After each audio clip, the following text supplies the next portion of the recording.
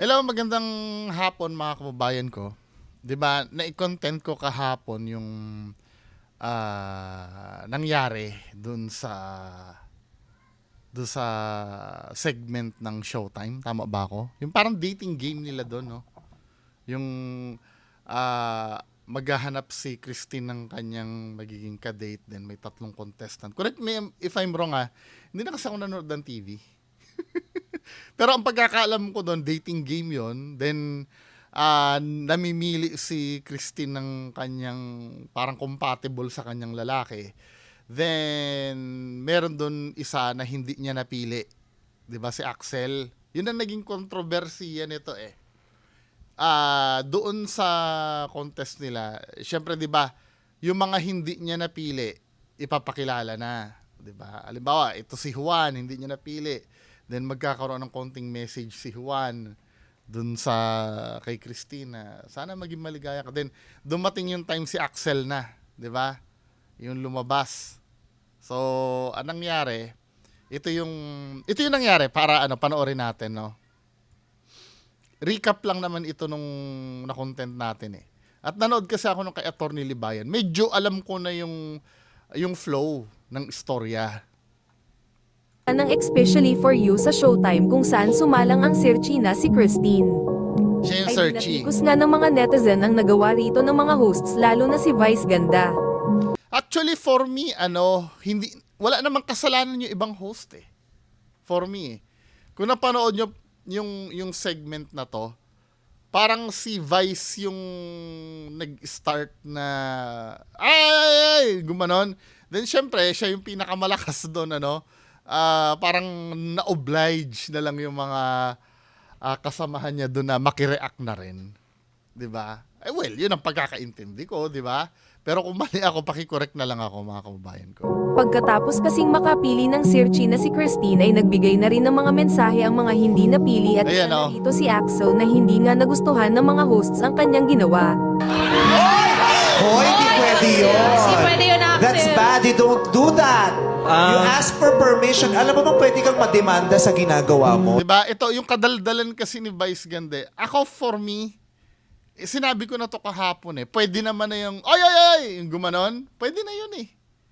Pero yung ipamukha pa na 'di ba? Unang-una hindi naman nangangatwiran yung lalaki, 'di ba? Hindi naman nangangatwiran yung lalaki sa kanya. Cool na lang, 'di ba? Hindi mo kailangan pangaralan yung ito yung Oh, you don't do that.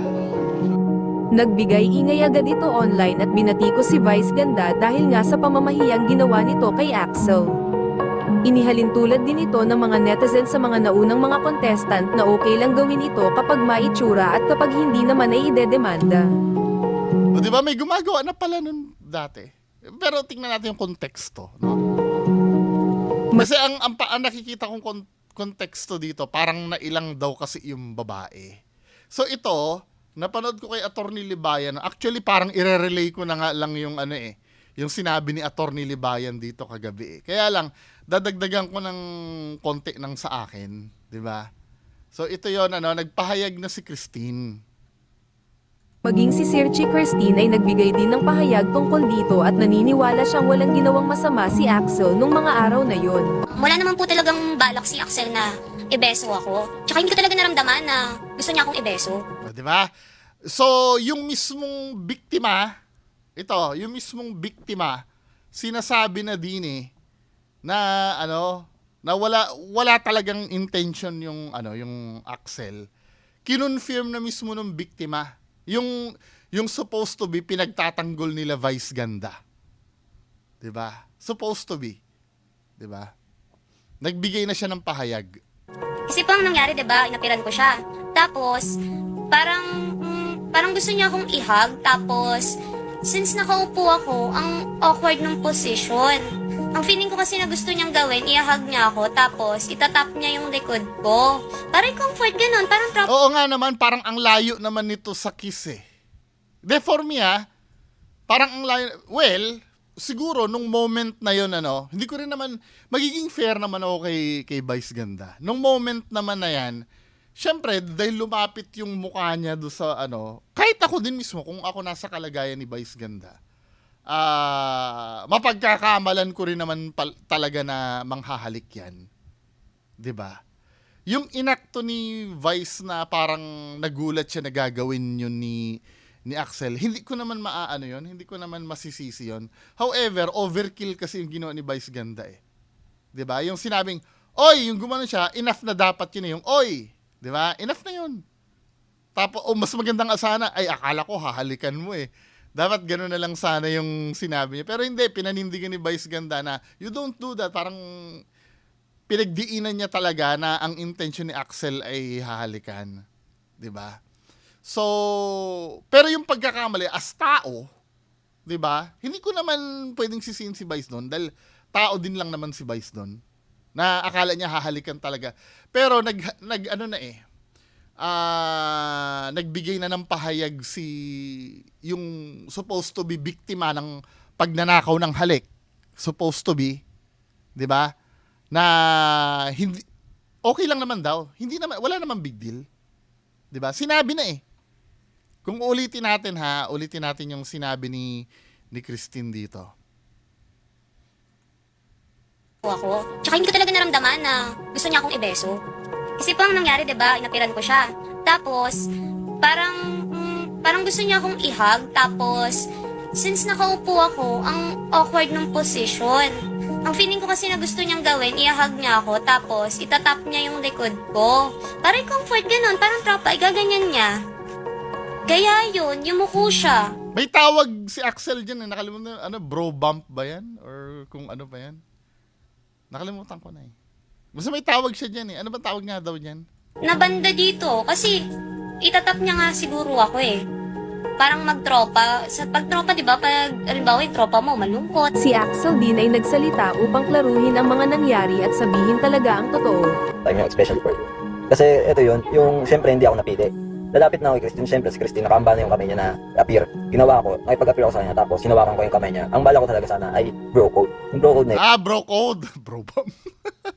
Bro code. Ako, kaya lang, syempre, di ba? Kung bro code yung gagawin mo, parang, yes, alam ko naman na wala ka namang hangarin na mas kundi bro code lang talaga.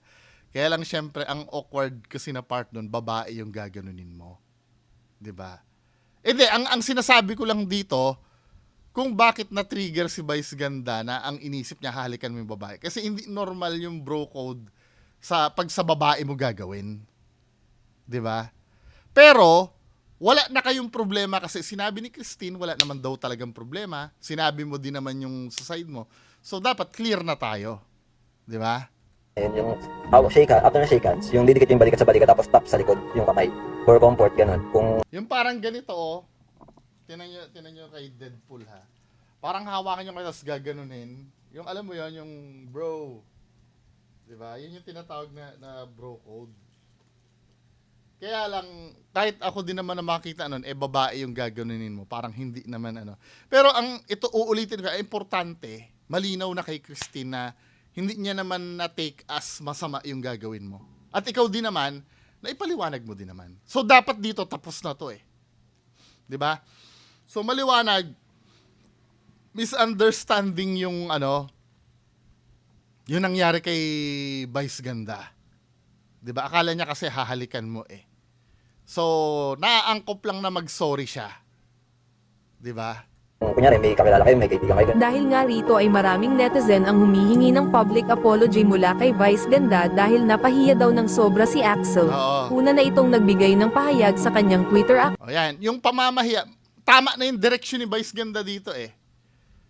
Sabi nga, sorry na mali ang reaction ko. Ang dating kasi sa akin at sa ibang andun na off si girl na sunggaban siya ng halik and I thought she felt violated. Since hindi naman pala, I will apologize to the guy. Okay na to eh. Di ba? Okay na to. Wala nang problem to. Di ba? Pero anong nangyari, iba. Di feeling ko may nag-advise dito kay Vice Ganda eh. Feeling ko eh. So parang, I don't know, no? Siguro parang feeling nila mababawasan ang value ni Vice Ganda pagka nag-apologize siya. Parang palilitawin kasi doon na talagang mali yung ginawa niya. I don't know kung may nag-advise sa kanya or yung ego ni Vice Ganda yung nanaig. Kasi parang ang taas ng pride nitong taon to eh. Nasobrahan yung celebration niya ng Pride Month. Na kung tutukusin, wala namang kabawasan sa kanya kung kung mag-sorry siya eh. Alam mo kung natuloy itong sorry na to, tapos na to eh, move on na lahat eh. Pero ang ginawa ni Vice Ganda ito, may nakita akong video dito. Ito yun, ano. Ito yung rin mismo yung wait lang ha, bago pala ito. Ay, sige, ito na muna. Nagugulo ako doon sana eh. Ito yung nangyari, magsusorry daw siya. Christine, base dun sa kanyang TikTok video, sinabi niyang hindi siya na-off. At it was okay.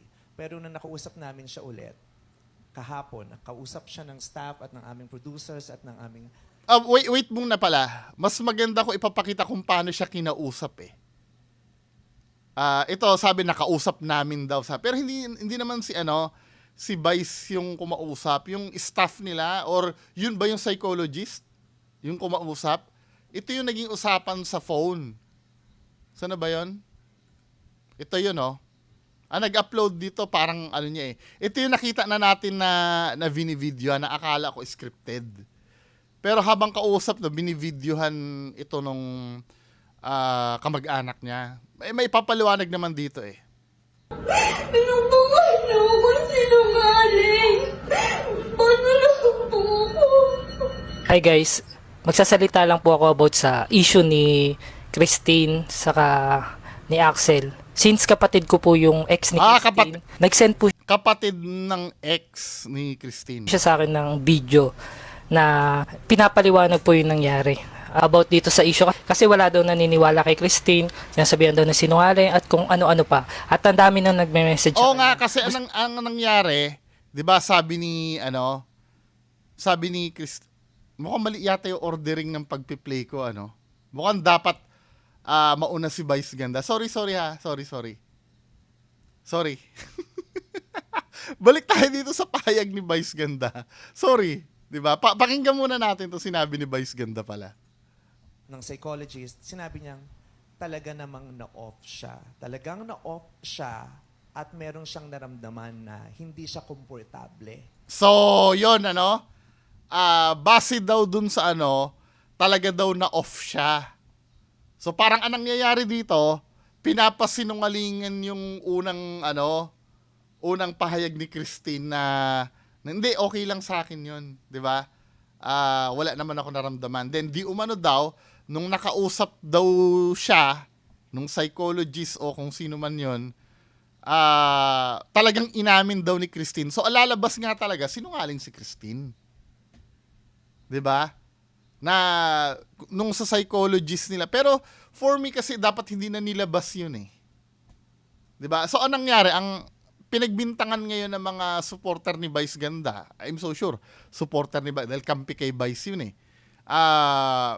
Pinagbintangan tuloy ng mga supporter ni Vice Ganda na sinungaling si Christine. Ang sabi mo nung una, hindi ka na, tapos yung kinausap ka pala dahil dito sa sinabi na to, nung kinausap ka pala ng psychologist, umamin ka pala na na-violate ka eh.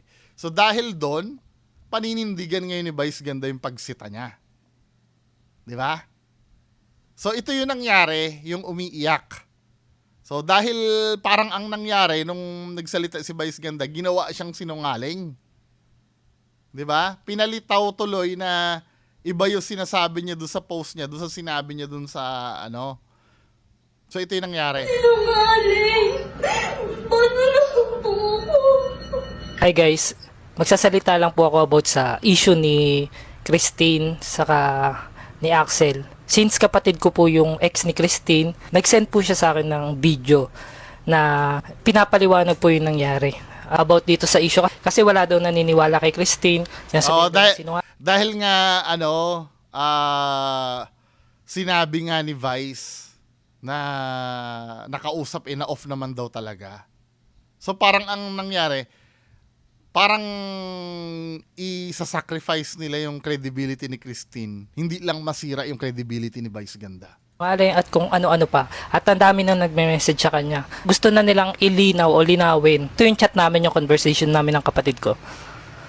disclaimer lang po, yung video na yon galing po sa kapatid ni Christine. Ulitin at sa nga kanya. Gusto na nilang ilinaw o linawin. Ito yung Ulitin chat nga namin na yung conversation. Jersey, video ng kapatid niya yan habang kausap ni Christine, yung taga Showtime. After magbigay ni Vice ng statement, o di ba? Sobrang naawa ko kay Christine. If sana mabibigyan siya ng justice. Kasi parang okay na sila, Axel. 'Di ba? Oo nga naman, okay na ano. Ano nakalagay? Parang okay na sila ni Axel.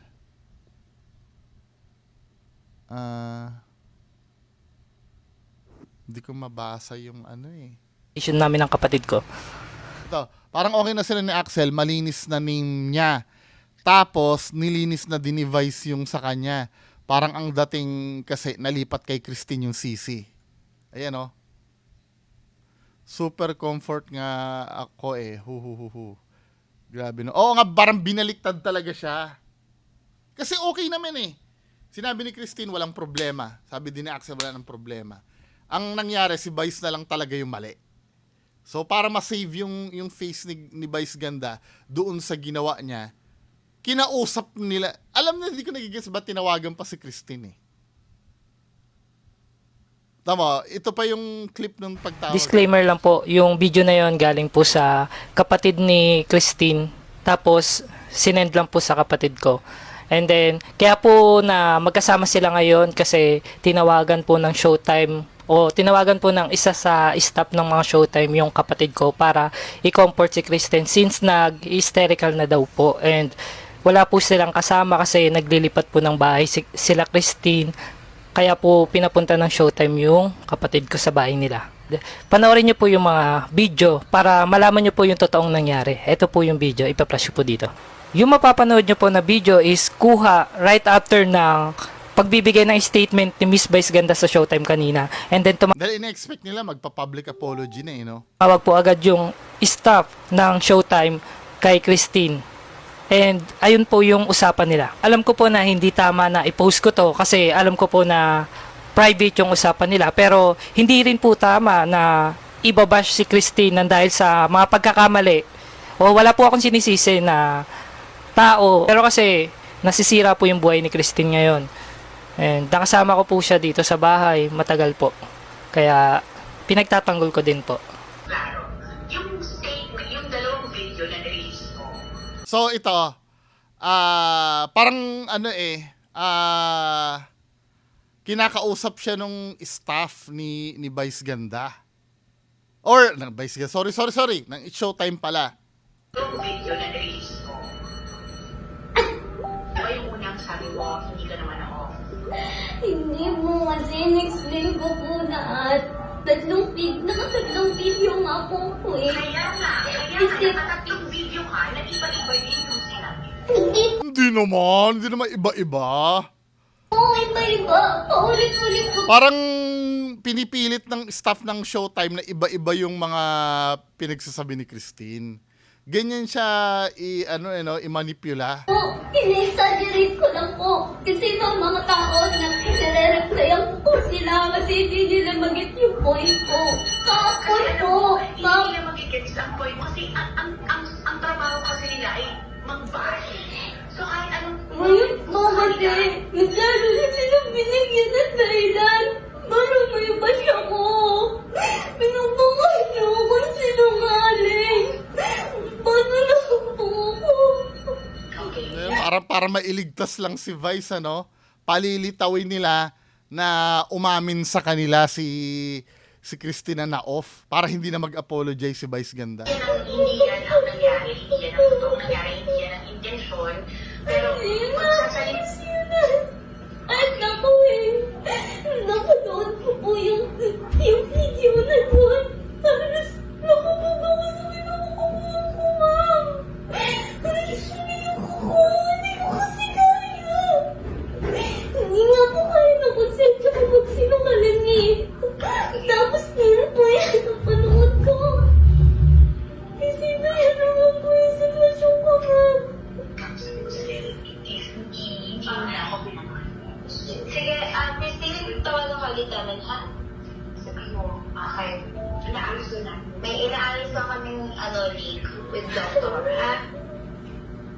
Sabi mo may inaayos.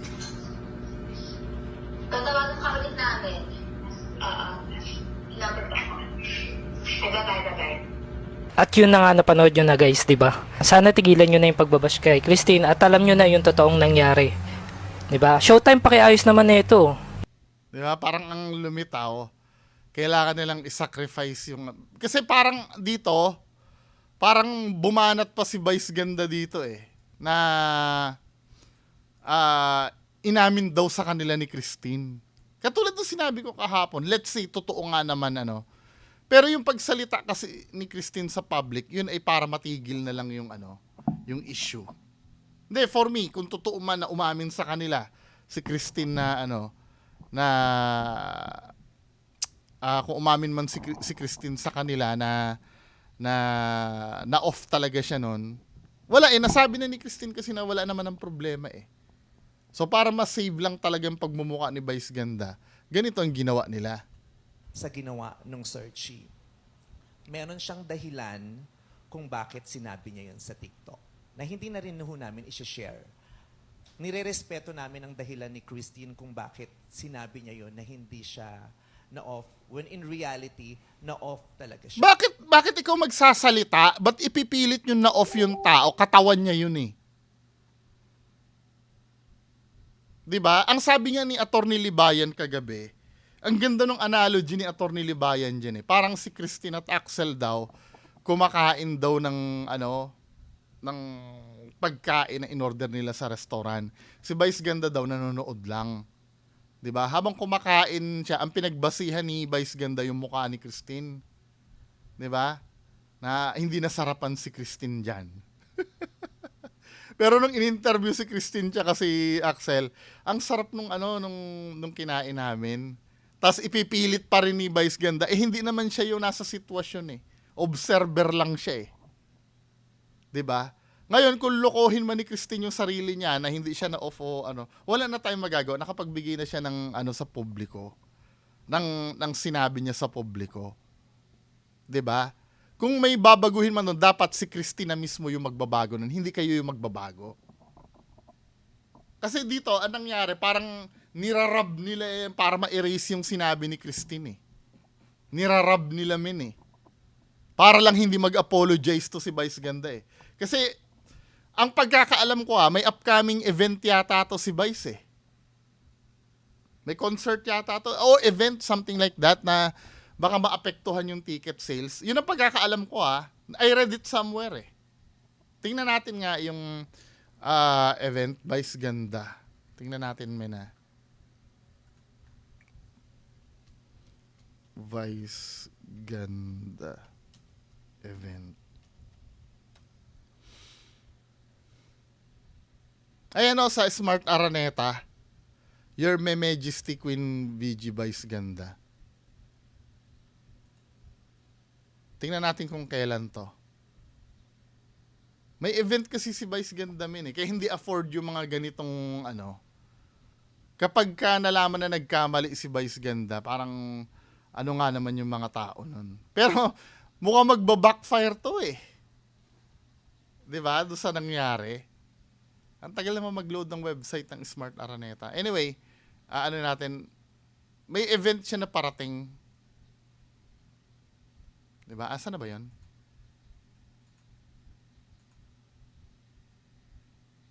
Balik tayo dito sa sinabi ni Vice. At since na-off si Christine, naniniwala ako na hindi mali na kinall out namin si Axel. Dahil karapatan ng isang babae na tumanggi o umalma kung para sa kanya, sa pakiwari niya. Eh, hindi nga umalma eh. Nilinaw niya na nga sa bakit mas ipipilit nyo na mas naramdaman nyo yung naramdaman ni Christine nung time na yon? Ito kasi yung mali. 'Di ba? Okay lang sana na magaganyan-ganyan ka kung si Christine ay nasa side mo. Wala sa side mo si Christine. Nakikita niyo yung mali, mga kababayan ko? Kaya nag-iiyak-iyak si Christine na bakit ganun yung sinabi ni Vice Ganda. Okay na eh. Parang ang nangyari, ginawang sinungaling si Christine. Na na-off daw talaga siya kahit sinasabi sa public na hindi na-off.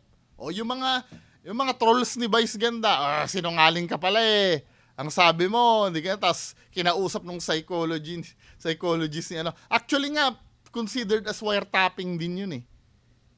Yung ilabas nyo yung pinag-usapan nyo without the consent nung kausap mo. Kung nasabi man ni Christine na na-off nga naman siya nung time na yon, 'di ba? Ano na yon? Private convo na yun eh. Ba't nilabas mo? 'Di ba? I believe violation pa rin ng anti-wiretapping law yun eh. Yung i-chismis mo yung pinag-usapan in private, 'di ba? Hindi siya komportable sa ikikilos ng sino man sa harapan niya. Kung hahawakan man siya, hahalikan man siya, aakbayan man siya, tatapikin man siya. Karapatan po ng babae na tumanggi at umalma. Hindi nga umaalma. Yun po ang nakita namin nung araw na yun. Nakita nyo! Pero, hindi sapat yung nakita nyo. Kaya nga, yung ni Attorney Libayan, yung analogy niya, 'di ba? Nakita mo siyang hindi nasarapan. So doon ka magbabase na na hindi ka nasarapan. Paano pag nagpahayag yan na masarap naman talaga? 'Di ba? Hindi mo pwedeng pangunahan yung may katawan kung na-violate ba siya o hindi. Hindi ko nagigets yun, man. Si Christine, kaya kinall out namin. Dahil obligasyon po rin namin. Dahil imagine, kung may ganong pangyayari na mayroong boundary na natapakan pero wala kaming ginawa, i-call out din po kami. No! Yung pagko-call out mo kasi ibang klase. Pwede na yung sinabing, oy, enough na nga yun eh. Pero yung sasabihin, pwede kang makasuhan. Gaganunin mo, men. Pamamahiya yung ginawa min eh. 'Di ba? Hindi naman ito okay lang sana kakampihan kita, no? Kung intention talaga nung lalaki mang manyak, tapos sinabi din ni Christine na oo, feel ko minamanyak niya na ako noon. Yun, pwede yun. 'Di ba? Pero yung both party na nagsasabi na walang na walang problem na nangyari, men. Ano ba? Hindi naman binubudol ni Axel si Christine eh. Bilang main host po nung segment na yon, it was my duty to call that action out. Dahil kung hindi ko rin ginawa yun, ako Duty niyang mamahiya. call out. Bakit namin hinahayaan? Anyway, no, yun lang naman dinagdag ko. Naka 28 minutes ako. Then move on tayo sa mga ibang topic. 'Di ba? So to make the story short, anong nangyari kasi ayos na eh. 'Di ba? Walang problema kay Christine. Nag-sorry din si Axel kung feel niya na Then mag-apologize na si Vice Ganda. 'Di ba? May decision na si Vice Ganda. Feeling ko may dito eh. May nagsabi kay Vice Ganda eh. Na wag mo ituloy yan, 'di ba? Kakausapin namin si Christine. Kasi parang ang sa kanila, ang halaga sa kanila nung nung pagsusori eh. Parang mababawasan yung itlog nila pagka magsusori sila eh, di ba? Parang ang hirap nilang pakawalan yun. Di ba? Then nabasa ko somewhere yung nga, may event si Vice Ganda. Ayan yung mga ticket, oh. Event info, ayan amount 8565 500. Kailan ba to? Kailan tong na to?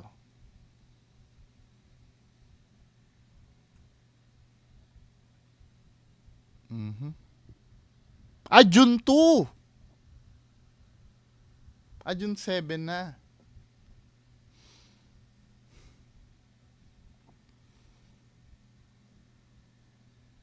Kailan ba nangyari yung Kailan ba nangyari yung itong anuhan na to?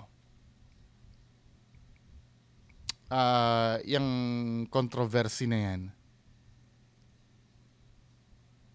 Tingnan natin ha. Ba't parang hindi ko naman naramdaman na na may event si Vice Ganda? Axel.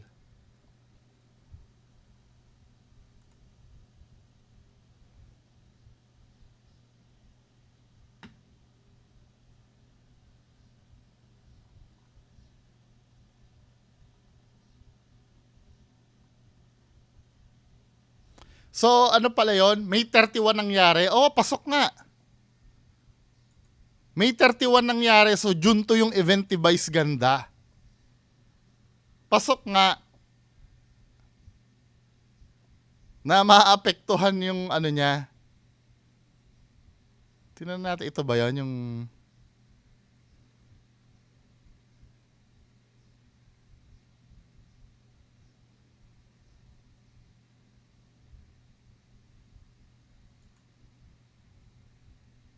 Tingnan ko lang ha.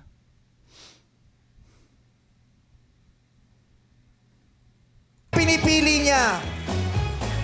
Congrats Jam, pero ito muna ang mga Oo, ito nga yun. And I'm happy for you. Pili, magpakilala ka na, Axel. My favorite. Oo, ito yung nangyari. May 31. Ang concert kasi ni Vice Ganda, June 2.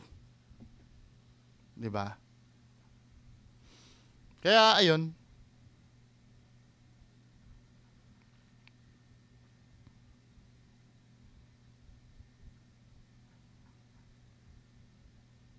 Anyway, mga kababayan ko.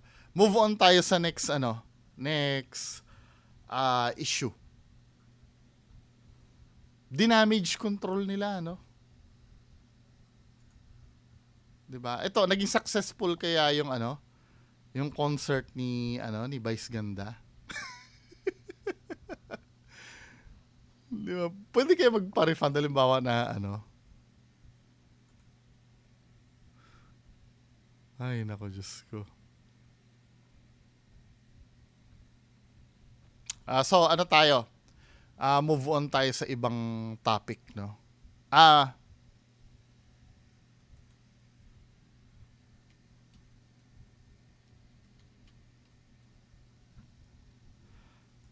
Dito naman tayo sa ibang topic. Pero magpapareserya tayo ng konti sa susunod. So, ito, na-scam kami sa Chowking. Tingnan natin. Na-scam kami sa Chowking. So, kumain kami sa Chowking para i-celebrate yung graduation ng kapatid ko. Tapos, ang order ko is chowpan, while sila mama naman ay chicken, yung C1. Tapos, while nag-aantay kami ng order at napansin namin na nawala yung resibo namin, kinabahan kami kasi baka kailangan namin na magki-claim na ng food. Sorry, di talaga namin alam kalakaran doon kasi minsan lang kami kumain doon. Tapos bigla na-realize ni mama bakit daw malaki daw yung binayaran namin. 4 lang naman kaming kumain at nasa 100 lang ang presyo ng kada order namin. So pati ako napaisip na rin, tapos nag-compute ako sa phone ko ng mga price na in-order namin. At base sa computation, dapat nasa 500 plus lang ang bill. Pero 700 plus ang nabayaran namin.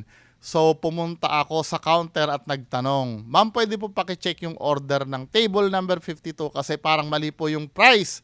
Tapos binabanggit ko lahat ng order sa kanya. Tapos nagtanong siya, "Ano pong drinks order nyo sa amin, ma'am?" Sagot ko, lemonade. Tapos na-shock ako kasi sabi niya, 700 plus po talaga yung bill nyo, ma'am. Dahil po sa drinks nyo. Tapos nagtanong ako, "Di ba po yung C1 with drinks na?" Sabi niya, "Yes po, ma'am, pero additional 75 pesos po kada isang lemonade." Tapos di daw nila marerefund kasi wala na yung resibo. So dun kami sa scam part na tinanong ko nung nasa counter ng drinks dun sa order namin. Sabi niya, "C1 po yung order nyo, ma'am. Lemonade po drinks nyo." Tapos si oo din ako kasi akala ko, oo nga, no. Mukhang may deception. Dapat i-declare na na may additional po yun na ganito. Alam mo, may same modus din na ganyan na McDo before eh. May explain ko na, tapusin muna natin to. Oo din kasi akala ko lemonade lang yung available na drinks nila. Tapos si ate din, di ko na-inform about doon na may additional pala na 75 pesos kada order ng drinks. Ang galing din ng marketing strategy para makabenta ng mamahaling drinks nila. Yun lang gagawin nila option para yun yung, oo nga naman hindi inform na lemonade po ba yung gusto nyo? Eh syempre, okay, sige. 'Di ba? Hindi, pero baka iniisip din nung cashier na baka iba ang gusto. Sa akin, hindi naman masyadong hindi naman masyadong pambubudol yun. Kinda. 'Di ba? Dahil ang mali lang na part doon, hindi mo in-inform na may additional 75 pesos pala. 'Di ba? Pero ang malupit na pambubudol na nakita ko, yung sa McDonald's dati, sa drinks din, sa McDonald's. Ang tatanungin nila sa'yo, the way sila magtanong,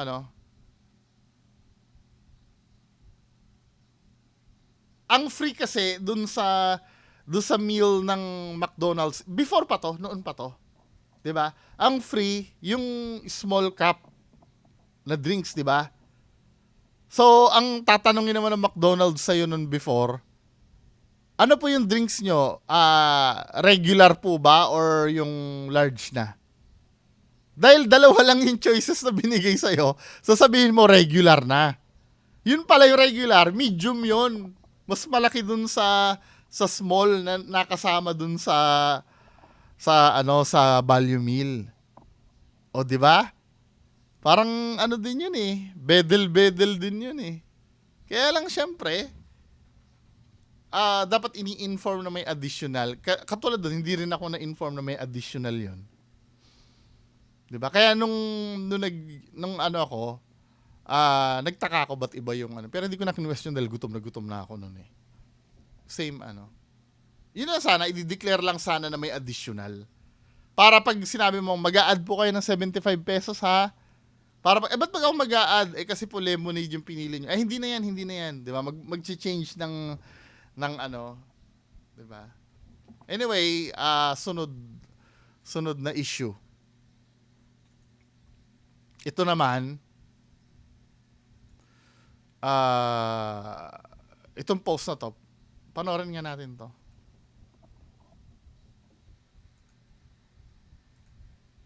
Dahil lang ang tanong niya dito, ito, wala palang sounds ito. Lagyan natin ng sounds. Lagi si God yung nagki-credit. Bakit si God yung pinagtithankyuhan? Ikaw naman nagtrabaho nun Ikaw nagpakahirap doon. Bakit lagi si God yung nagki-credit? Bakit si God yung pinagtithankyuhan? Ikaw naman nagtrabaho nun Ikaw nagpakahirap doon. Ito ha. Kung ito si Kuya ay atheist, may intindihan ko. 'Di ba? Kasi paniniwala niya talaga walang Diyos. Kung si Kuya ay atheist, ayoko i-judge yung paniniwala ng iba Parang same lang yan parang halimbawa Muslim sasabihin ng Muslim, magpasalamat tayo kay Allah. 'Di ba? Hindi mo pwedeng anong Allah, dapat si God the Father, which is the same lang naman. Pero ang tawag kasi nila sa kay God ay Allah, 'di ba? Hindi mo pwedeng sabihin na anong Allah ang pinagsasabi mo, dapat ang pasalamatan mo si God. No. Kasi ganun yung hindi mo pwedeng i-judge yun dahil Muslim yun 'Di ba? Parang ganito din kung atheist, siguro ganyan na kaya lang ang problem dito sa niya.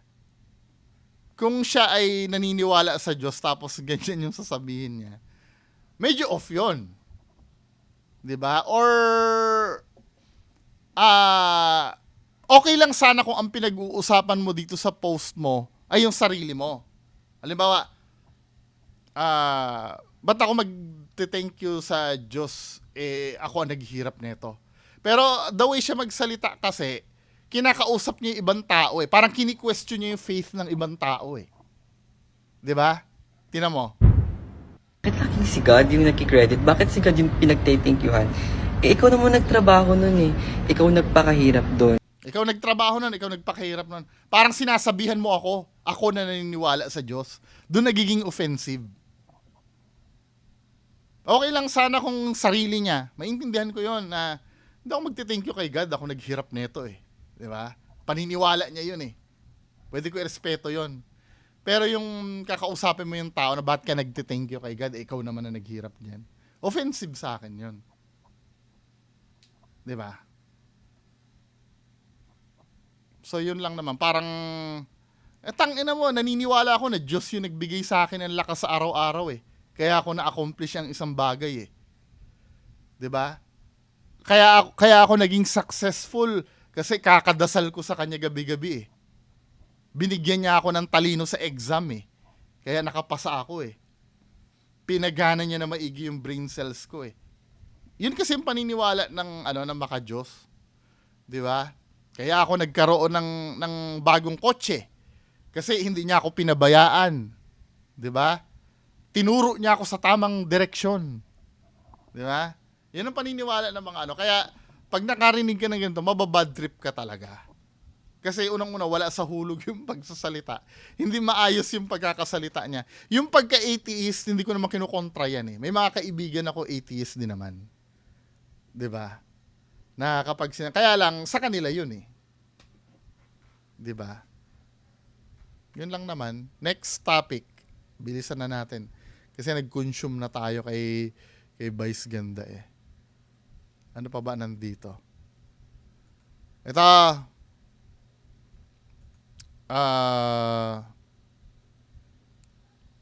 hindi ko nagigets to kung pagpapapansin na lang to or ano eh. 'Di ba? Diwata ipinaliwanag kung bakit niya binigyan ng sasakyan si Alvin TV. Reaction ni Alvin TV sa sorpresa ni Diwata para sa kanya. Mababasa ang buong ulat. May mga nagko-comment dito. Binigyan daw ng sasakyan si Alvin TV ni Diwata. So may mga nagko-comment dito, syempre, yung mga basher na kung ano-ano mga pinagsasabi. 'Di ba? Ba't tayo makita yung comment? Sabing gano'n itong bugok na to, magbigay o hindi magbigay, may masasabi ang mga basher. Saan ba talagang tamang paraan para di mabash? Ang tamang paraan, wag nyo na lang i-post. Simple. 'Di ba? Bagamat ako, okay din naman yan. Tinulungan niya si Diwata. Tinulungan ni Diwata si Alvin TV. Hindi naman masama iyon, 'di ba? Kaya lang kung sisisihin nyo na naman bakit mababash to, alam nyo naman maraming inggit kay Diwata at maraming basher si Diwata, ipopost nyo pa to. Kayo din yung tanga. Di ba? Kung ipopost nyo to, handa kayo dapat marinig ang sari-saring opinion ng tao sa ginawa nyo. Kasi parang binilad nyo yan sa publiko eh. It's like ganito mga men, isa kang magandang babae, lalabas ka ng nakabra at panty. Tapos pag namanya ka, magagalit ka. Kung di ka pa naman boba, dapat hindi ka lumabas na nakabra at panty. Parang di ka, it's like itong post na to. It's like itong post. Sorry Just like tong post na to, di ba? Magpapakita kasi maraming inggitero. Maraming tapos ipopost nyo. Hindi nyo naman mapipili yung magko-comment diyan eh. 'Di ba? Mas maganda wag na lang i-post. Para wala masilip. 'Di ba? Ngayon, kung gusto nyo, kung maligaya ka at ipopost nyo, sa kalagayan nyo ngayon na marami nagbabash sa'yo, humanda kayo sa mga sasabihin ng tao. Ganun lang naman yun. Total, wala naman magagawa sa inyo yung basher eh. Ngayon, kung ikakapikon nyo yun, di ba, kasalanan nyo rin. Di ba, pinost nyo pa eh. Anyway, next content. Ito, final na.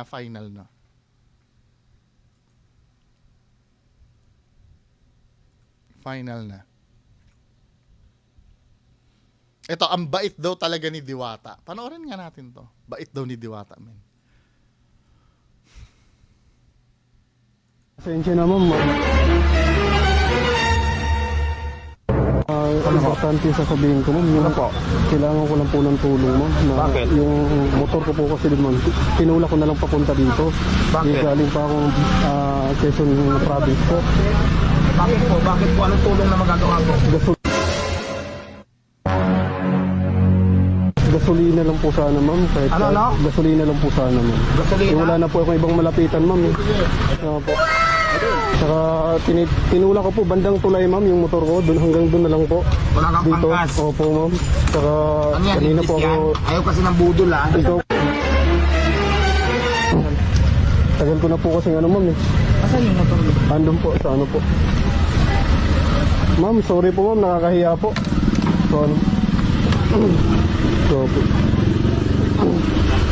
No po. No po.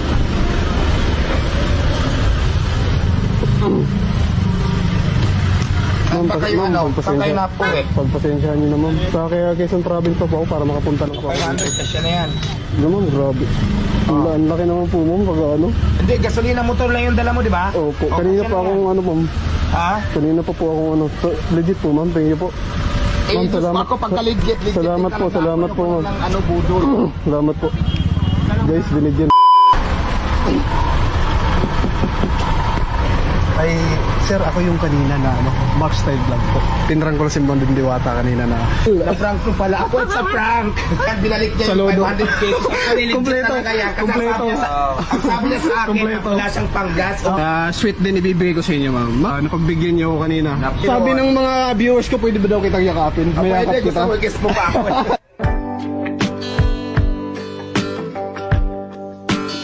Anong masasabi nyo doon?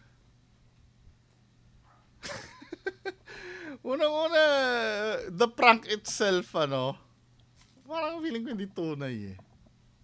Kasi ang ganda ng pagkakataon min eh. Nung una, nung feeling ko, kung hindi nila i-declare na prank to, kung hindi nila i-declare na prank tong ginawa na to, unang-una, peking-peke namin eh. 'Di ba? Kung hindi nila i-declare na prank to ha, kung as is nilang ipapalabas. Kasi unang-una, paano maniniwala na wala kang panggasolina, naka-camera ka ng first person? 'Di ba? So action camera yung gamit mo. Then dito, hindi ba mahahalata ni Diwata na may dala-dala kang camera? Tsaka timing kung kailan lalabas si Diwata. Pasensya na, ma'am. Parang hinarang mo talaga na hindi, kini-question ko lang yung mga elements, Kung totoo naman to, wala naman ako magagawa. 'Di ba? Kung totoo to, 'di ba? Na Importante yung sasabihin ko, ma'am. Yung, kailangan ko lang po ng tulong, ma'am. Bakit? Yung motor ko po kasi, ma'am, tinula ko na lang papunta dito. Bakit? Galing pa akong Quezon Province. na ganyan ka si Diwata out of nowhere. Tsaka walang ibang fans na sumasalubong sa kanya, talagang moment nung nagpa-prank yung yung nangyayari. Bakit po? Bakit po? Anong tulong na magagawa ko?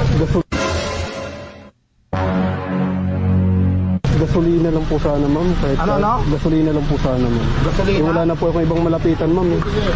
Po. Saka tinula ko po bandang tulay, ma'am, yung motor ko. Hanggang doon na lang po. Wala kang Dito. pangkas? Opo, ma'am. Saka Ano yan? kanina po ako... Ayaw kasi ng budol, ha? Ikaw. Tagal ko na po kasi ano, ma'am. Asan yung motor mo? Andun po, sa ano po. Ma'am, sorry po, ma'am. Nakakahiya po. So, ano? So po. No po. No po. Ang bilis niya makakuha ng nakahanda ng 500. Kumuha sa wallet. Ma'am, Saan kayo na po eh? pagpasensyahan nyo na, ma'am. Sa kaya Quezon Province pa po ako para makapunta ng po. 500, kasya na yan. No, ma'am, grabe. Ang laki naman po, ma'am, pag ano. Hindi, gasolina motor lang yung dala mo, di ba? Opo, kanina pa akong ma'am. Ha? Kanina pa po akong legit po, ma'am. Thank you po. Legit po, ma'am. Ma'am, salamat. Ako pagka-legit, Salamat po, salamat po, ma'am. ng budol. Salamat po. Guys, binigyan. Tingnan mo ha. Ito yung dito sumablay yung mo eh. Tama. Ma'am, salamat. Okay na sana to eh. Salamat po, salamat po. Salamat po. May pwede magpa-picture, sabi, ito yung totoo. Pwede magpa-picture. Guys, binigyan. Teka lang po ha, dined mo yung magpapa-picture. Pero yung magpa-prank pinayagan. Yun ang hingi ng panggasolina, in-entertain. Yung magpapa-picture lang, hindi. Ano ba? Tapos ganyan ang itsura, mukhang mayaman yan eh. Mukhang mas mayaman pa sa'yo yan eh. Maniniwala ka na walang na walang pambili ng ng gasolina, pambili. Ay, sir, ako yung kanina na Max Tide lang po. Tinrang ko lang si Mondong Diwata kanina na prank. Lato, men. Di ba? Dun sa manghihingi sa'yo ng gasolina, manghihingi sa'yo ng pera, todo entertain ka, manghihingi sa'yo ng picture, deadma ka. Kayo, bahala kayo, no? Kalayaan nyo naman na paniwalaan yung gusto nyo. Yun lang po, maraming salamat. Bye-bye.